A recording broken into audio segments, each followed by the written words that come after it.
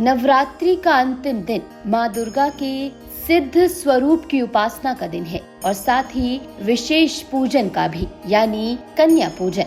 आज हम आपको बताएंगे कि नवरात्रि की नवमी तिथि को कन्या पूजन क्यों होता है, इसकी विधि क्या है, शुभ मुहूर्त क्या है और क्या है इसका धार्मिक महत्व।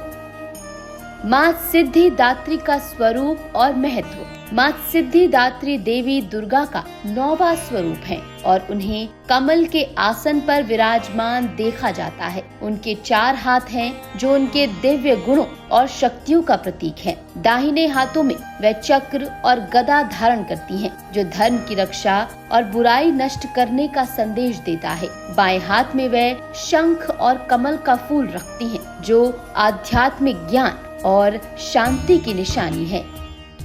नवरात्रि की नवमी तिथि वो दिन जब माँ दुर्गा ने महिषासुर का वध कर संसार से अन्याय का अंत किया था। इस दिन माँ के 9वें स्वरूप माँ सिद्धिदात्री की पूजा होती है। माँ सिद्धिदात्री वही देवी है जिनसे सभी देवताओं ने अपनी शक्तियाँ और सिद्धियाँ प्राप्त की थी।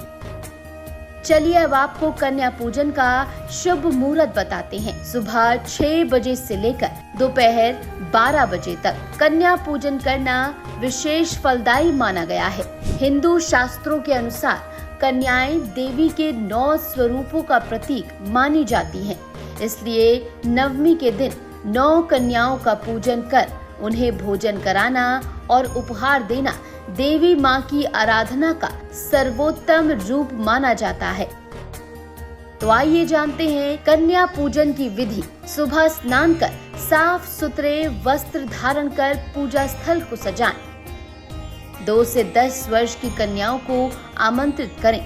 अगर संभव हो तो 9 कन्याएं और एक बालक बटुक भैरव को बुलाएं। सभी कन्याओं के पैर धोकर उन्हें तिलक लगाएं और आसन पर बैठाएं। हलवा, पूरी और चने का पारंपरिक भोग बनाएं और कन्याओं को प्रेम पूर्वक भोजन कराएं। भोजन के बाद कन्याओं को लाल वस्त्र, चुनरी, श्रृंगार का सामान, फल, दक्षिणा भेंट करें।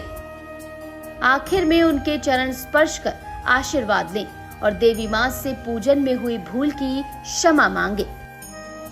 माँ दुर्गा को हलवा, चना और पूरी का भोग लगाएं। वैसे तो माँ दुर्गा को हलवा, चना और पूरी का भोग लगाया जाता है, लेकिन अगर आपका सामर्थ्य नहीं है तो आप अपनी इच्छा अनुसार कन्याओं को भोजन कराएं। भोजन समाप्त होने पर कन्याओं को अपने सामर्थ्य अनुसार दक्षिणा अवश्य दें, क्योंकि दक्षिणा के बिना दान अधूरा रहता है। मान्यता है कि कन्या पूजन से घर में सुख, समृद्धि, शांति और सौभाग्य आता है। हर समस्या का समाधान कन्याओं की सेवा और पूजन से हो सकता है, चाहे हो विवाह में देरी, धन की समस्या, शत्रु बाधा या बेरोजगारी। हर संकट से मुक्ति दिलाती है माँ दुर्गा और उनके कन्या रूप। कन्या पूजन से कैसे मिलेगा सभी परेशानियों से मुक्ति? विवाह में देरी, यदि शादी में देरी हो रही है तो 5 साल की कन्या को खाना खिलाकर श्रृंगार का सामान भेंट करें। धन संबंधी समस्या, पैसों की कमी से परेशान है तो 4 साल की कन्या को खीर खिलाएं। इसके बाद पीले कपड़े और दक्षिणा दें। शत्रु बाधा और काम में रुकावटें, 9 साल की 3 कन्याओं को भोजन सामग्री और कपड़े दें। पारिवारिक कलेश, 3 और 10 साल की कन्याओं को मिठाई दें। बेरोजगारी, 6 साल की कन्या को छाता और कपड़े भेंट करें। सभी समस्याओं का निवारण, 5 से 10 साल की कन्याओं को भोजन सामग्री देकर दूध, पानी या फलों का रस भेंट करें। सौंदर्य सामग्री भी दें।